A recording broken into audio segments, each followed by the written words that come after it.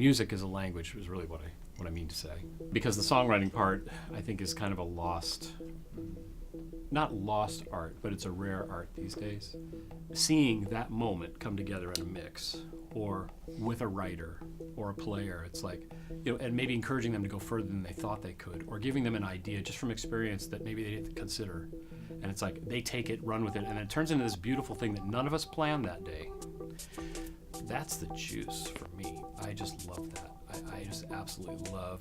I will still, at my tender age, I will still get goosebumps if it's right. And as one of my great friends and mentors, Jeremy Lovick, always says, there's no substitute for right.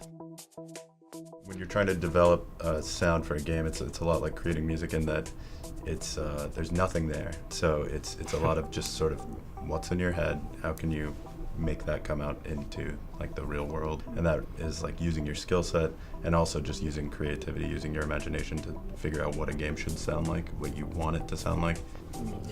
So it's similar in that way, I think. Writing, pre-production, tracking, mixing, mastering. If you were to like do the food groups.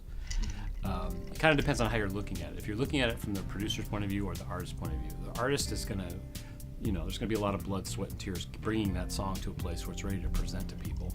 So what I see is when you put a band in here, I see, and I pull out the tape deck and I explain, now listen, you're all in this together. They like, okay, all right, let me get, all right, I'm ready.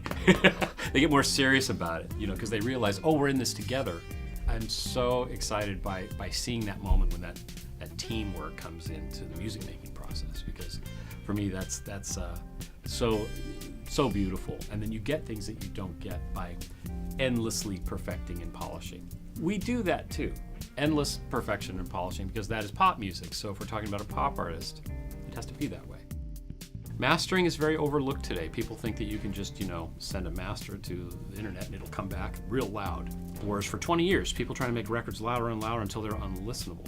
It's a pretty thankless job. Audio is in the gaming and film industry especially, that if it's done right, people won't notice, or most people won't point it out. There are some artists that have made an imprint on me that will never change, and I can listen to the same records over and over, largely because of the songs and the producers involved. You need, to listen to games throughout the last couple of years that have won awards that are there and use that as a reference point. When we listen to music and say that this is great music, we usually have an idea of an artist that meets every single one of those checklists that is just killing it and whatnot.